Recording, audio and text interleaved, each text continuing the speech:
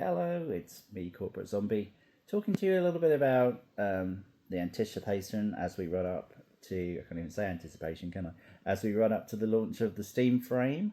Saw something from GT about how it may not be the savior of VR. Yeah, okay, it might not. It might not. I think everyone's thinking it's going to be expensive. And just like the Steam machine has been too expensive for a lot of people compared to what it gives, the worry is that Steam Frame's going to be the same. It's going to be too expensive for what it is, um, and so that is a worry. Yeah, but interestingly, over the last couple of days, I've noticed there's been a bit of a turnaround regarding the opinion on around narrative around the PSVR2.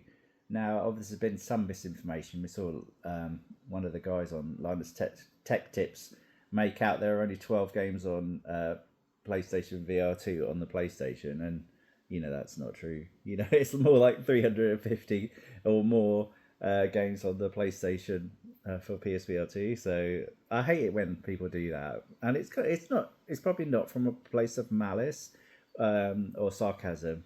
Well, it might be a bit of sarcasm, but it does give the wrong impression. So okay, I just said I've seen some other opinions. I've seen some other opinions where they obviously like sad to have slept on the PSVR2, and right now when it's on sale for like £300, it does seem like some incredible value for what you're getting, which is OLED HDR. Pretty good resolution, comfort that you can modify to make better if it doesn't suit your face. Some people wear suits, but it didn't suit me. I had to put cushions all over it. But it's pretty lightweight. Don't have to worry about batteries. You got the adaptive triggers on the controllers, the headset haptics, eye tracking. It's like an extremely high end headset, and it was expensive when it came out, and people were like, ugh, about it then. But now it's significantly cheaper than pretty much all the headsets out there, and it's actually cheaper than the PlayStation. A lot of argument was that the headset was more expensive than the PlayStation. So, like, who's going to buy an accessory that costs more than the PlayStation? But now the PlayStation costs more than the accessory because it's down to £300. So it starts to look like really good value, and you can get the adapter and you can use it on PC as well, provided you've got fairly decent Bluetooth and a fairly decent PC to run it on. So it suddenly starts to be a very, very competitive piece of hardware, and hopefully we'll see a bit of a resurgence in interest. Obviously, Sony, we've had the last three state of plays, and there hasn't been any PSVR2 announcements on those. So people have kind of said, "Oh well, Sony's not that interested in it," and with reason, because if they've only sold like 1 million of them or 2 million of them, then perhaps that's not enough for them to get out of bed for. I'm not sure. But compared to all the other VR headsets, it starts to look like a really good value proposition. And I'm glad I've seen some like reanalysis of that, even though they've kind of missed the boat a bit. And if they were like positive from the start, perhaps Sony would still be interested in it. Maybe we would have sold 10 million headsets, and then it would have been I don't know, more of an outstanding prospect. But who knows? But I obviously I love it, and it is my main. Um, so yeah, so let's think about the Steam Frame then. So again, this is a kind of response to GT's video. So Steam Frame, yeah, I do like the idea of wireless. I was a big fan of it when Quest 2 came out, and it was definitely more of a draw then. I think probably because wireless was so expensive before with the adapters for things like the HTC Vive, where the adapter was like £300, and you think, oh my goodness, that's the same price as close to the price of a headset. So that is off-putting. And so I do like the idea of wireless, and even with the idea of wireless in mind, I did buy the Pyrex Crystal, in the hopes that the YGIG module would come out, but that's never materialized. It went straight from in development to sold out without ever selling a unit, as far as I'm aware. I did have a pre-order in there for a good long time, like 6 to 8 months, and it was just still sat there being like unavailable. So not too happy with how we were treated there. Still have the crystal, but I don't use it. I really don't. It's strange. It's a very heavy headset, and it's not that comfortable even with mods. So I probably need to mod that more. I seem to do better with mods I've made myself because I can sort of target it to my weird head shape. I think that's what that is about. But yeah, so Steam Frame then wireless, and a lot of people are excited by that. But if you were excited by that, you'd have had a Quest, wouldn't you? So if it ends up being way more expensive than Quest 3, it's going to be hard to convince people that have already got a Quest 3 that Steam Frame is going to be that much better. And the thing about Quest 3 is I do have that, and it isn't my main. And the reason it isn't my main is because it doesn't seem to matter what you do. That thing is always dead when you come to pick it up. It's like I think part of it is that it doesn't default to properly off when you turn it off, so it isn't properly off, and so whenever I come to pick it up, it's always dead. And despite the fact I've got like the Bobo head strap with the replaceable batteries, if the headset's dead, you do still have to wait like a minute or two before the batteries will recharge it enough for it to turn on.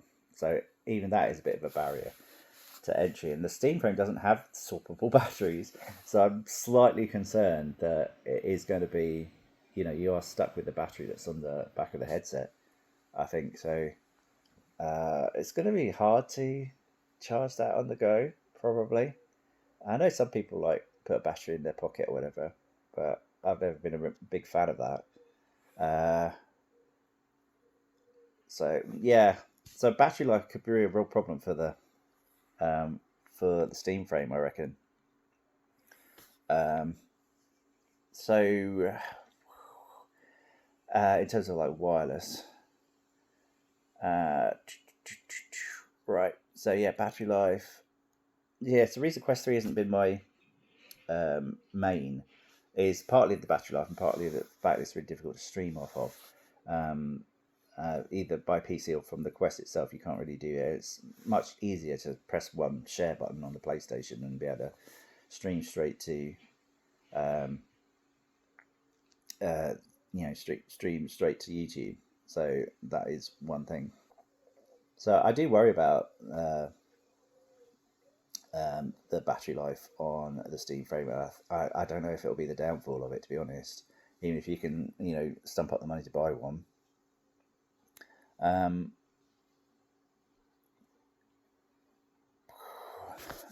But then, oh god, there's the other thing as well, is the controllers.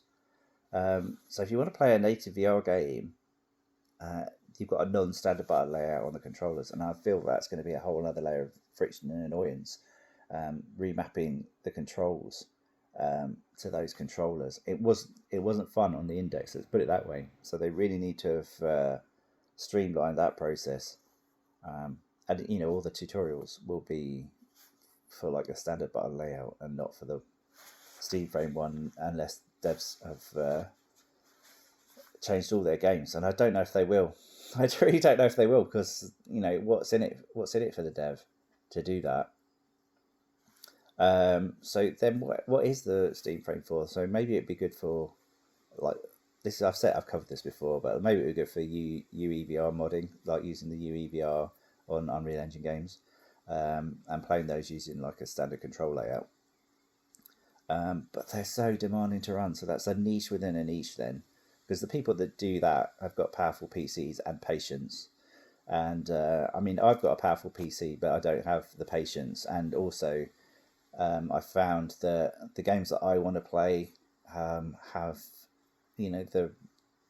even on my rig, which is strong, they just don't look that great in the headset, and you get issues like reflections only appearing in one of your eyes, and the other one like you we're looking at a puddle and there'll be a reflection in one eye, and the other eye it'll just be white, and that gives you a really weird dissonance between what you're seeing in each eye, and it's very jarring, and it's enough to put you off playing a game like Returnal. That and the how I had to reduce the graphics to get that to run at a reasonable frame rate, when I was trying to run it in PSVR2 even. That was it was kind of tragic, really. It was kind of tragic. It kind of ended up looking more PS2y. I'm not even joking. It's I wish I wish I was kidding. And it may be that you can fiddle with the settings for another half a day and get that better. But who's got half a day to spend doing that? You know, this is my job effectively, and I don't have the time for that. So, yeah, I don't know who's doing that. I really don't. They must be very retired, very retired. So, yeah, so that leaves the flat games, and GT said he might play flat games in the headset. But if you wanted to play flat games in the headset, you could already do that, couldn't you? You know, with your Quest, using Steam Link, or with either the Wire, or you could do it with Air Link, or you could do it with Steam Link, right? The Steam Link app in Quest, you're already able to do that. You're already able to like play games in like theatre mode if you've got a headset plugged into your PC. So if you're not already doing that, why do you think you'll suddenly start doing that with the Steam frame? So yeah, that's what I was thinking. I mean, I don't do that because like it doesn't make any sense to me. If you have to turn your computer on to start it streaming, then you're already near it. You're already there, so it's not more convenient, is it? I know that you can put some games natively on the headset. Maybe that's what they're thinking. But if you're streaming from the PC, right, which is probably what you'd want for the better quality. I mean, they made a big deal about this dongle that makes streaming from PC easy, but it does mean that your computer already has to be in the room where you're going to be streaming from, like it would if you had Wi-Fi streaming. You were doing it to a Quest 3, so you already need the dongle or computer or the Wi-Fi router in the room with you. So if you're already doing that, then why are you not already streaming your flat games to your PC from your PC and playing it on your couch? So if your couch is in the room with the PC, then why don't you just connect the PC to your TV? It's not much of a stretch, is it? It's not much of a stretch to do that. And then if your PC is already connected to your TV, then you don't need the Steam machine or the Steam frame, right? Because you can just play your flat games on your TV. So, and you're not going to be wandering around with the Steam frame because the pass-through is like the black and white pass-through. So you're probably not going to be wandering around with it and taking your games with you to the loo or something like that you would do with a Steam Deck, for example. I really can't see that you're doing that with the Steam frame. So, okay, let's go through the scenario. And then you've gone to your computer to turn it on, to turn streaming on. You're going to stream to your headset. You have to have your couch in the same room as the PC, and then you sit down and you sort of playing it. Instead of sitting down at the desk and just playing the game directly on your monitor at high resolution, you're going to sit down somewhere slightly further away. And then if you it doesn't need to be a VR headset at that point, does it? That's the thing, because you're going to be stationary. There's no need for it. You need to have like 360-degree motion and for the thing to be wireless at that point. I don't know. I really don't know. And then you're restricted by the battery life, which might be an hour or 2 hours. I don't know. And then you'll have to stop. You'll have to stop and then plug it in, and either go back. You just stop playing, maybe, or go back to sitting at your desk. So I wonder how many times you'll do that before you just don't bother with it. I'm not sure. Anyway, I could be wrong. So yeah, I was just thinking maybe there's something I'm missing. I'm kind of hoping there is. And then I thought, maybe the Valve have done something magic with like seamless 3D gaming for flat games, right? So you just like bring it up, and you'll get like some massive virtual wraparound screen that gives you a huge field of view without needing anything that devs to do anything. But if that was the case, then wouldn't we already be doing it? And why haven't we already seen like flat gaming take off in VR for existing headsets over the last 10 years? If that was the the use case, because we already had like Vorpex right at the beginning, back in like 2016 or whatever, to 3Dialize your flat games, most of them, put them into VR, like fully into VR, into immersive VR, not just on a flat screen like projected, like into a more immersive VR. It wasn't that great. So fair enough. We also had like Reshade, which is more of like a 3D shader, which allows you to play your games in 3D, and that hasn't set the world on fire either, even though that already exists. So if you aren't already doing that, why do you think Steam Frame's going to suddenly like flip a switch and make you want to play your flat games in VR? I'm not sure. I mean, if you're not doing it already, why start now? Anyway, that's where I'm at. Those are my thoughts as we wait, bated breath for the price of the Steam Frame to be announced. And I'm terrified it's going to be greater than $1,000, and then I don't know who will buy it with those specs. The specs seem low compared to Quest 3, and I think Quest 3 was a hard sell. And Quest 3 has some things over Steam Frame in terms of pass-through and like hand tracking and things like that. So I really don't know the value add that you're going to get from being able to plug an SD card in, try and play native flat games on it. I'm not sure, and I don't know that native VR games are going to run all that well on it, because it's not that strong. So native like PC VR, I mean, like through the translation layers. We've yet to see. It might be amazing. Everyone might be hurriedly writing new versions of all their VR games to cope with the controllers and be launch titles with approval. I don't know. Maybe they are. Maybe they're doing that. I haven't looked. I haven't looked because I have a feeling that I'm not going to be the one that needs to look, because I don't think I'm going to be the one buying it, because I think it's going to be over $1,000. I just can't justify it for that. I just don't see the USP for it. The sharing games with Steam Deck doesn't do it for me, because I'm not a Steam Deck person.